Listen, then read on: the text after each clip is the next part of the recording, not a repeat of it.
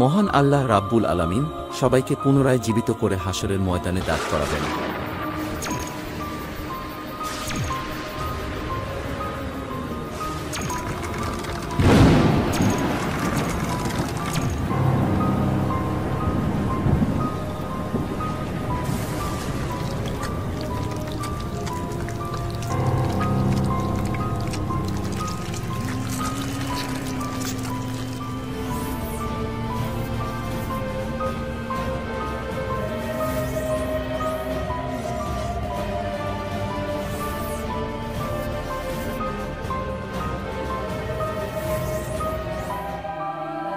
সেদিন প্রত্যেক মানুষকে 5টি প্রশ্ন করা হবে। হাদিস শরীফে এসেছে, কিয়ামতের দিন কোনো আদম সন্তান 5টি প্রশ্নের উত্তর দেওয়া ছাড়া এক পাও নড়তে পারবে না।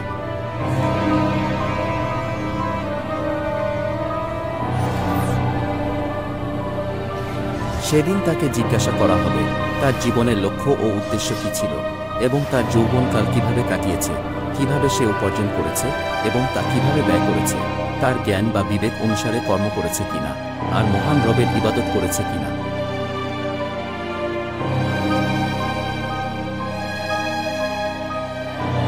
সে নিজের স্ত্রীকে আগুনে পুড়িয়ে হত্যা করেছে, অতঃপর সে জাহান্নামী।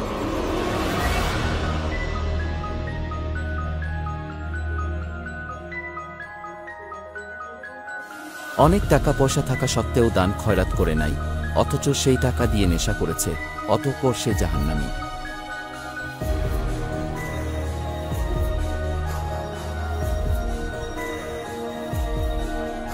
সে একটি মেয়ের সাথে জিনা করেছে এবং সে সর্বদা খারাপ কাজে লিপ্ত থাকত, অতঃপর সে জাহান্নামী।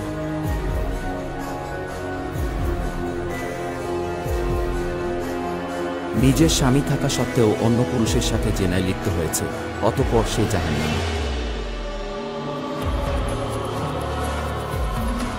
ইসলামের দৃষ্টিতে সুদ ও ঘুষ হারাম, এই হারাম কাজে লিপ্ত হওয়ায় অতঃপর সে জাহান্নামী। আল্লাহ ব্যতীত অন্যজনকে রব স্বীকার করেছে এবং মূর্তি পূজা করেছে, অতঃপর সে জাহান্নামী।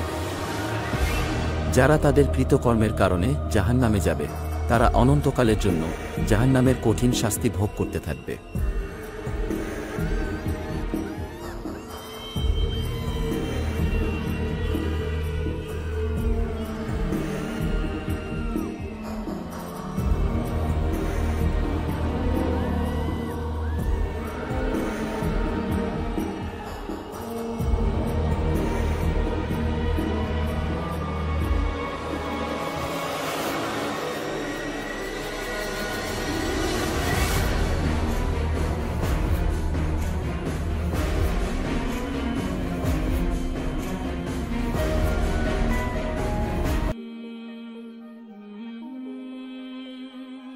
এই ব্যক্তি গরিব মানুষের পাশে দাঁড়িয়েছে, দান খয়রাত করেছে, অতঃপর সে জান্নাতি।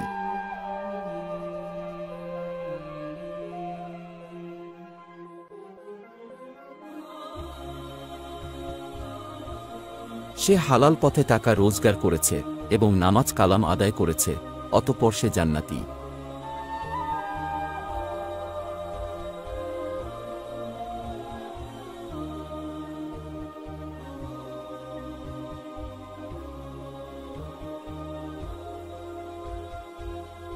অসহায় মানুষদের সেবা যত্ন করেছে এবং মানুষের উপকার করেছে, অতঃপর সে জান্নাতি।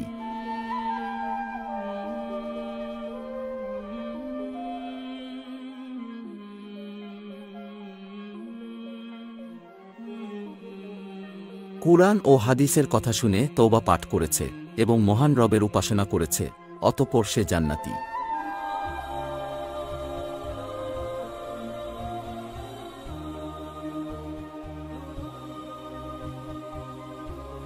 কুরআনের জ্ঞান শিক্ষা দিতে গিয়ে কাফেরদের হাতে পাথরের আঘাতে শহীদ হয়েছে, অতঃপর সে জান্নাতি।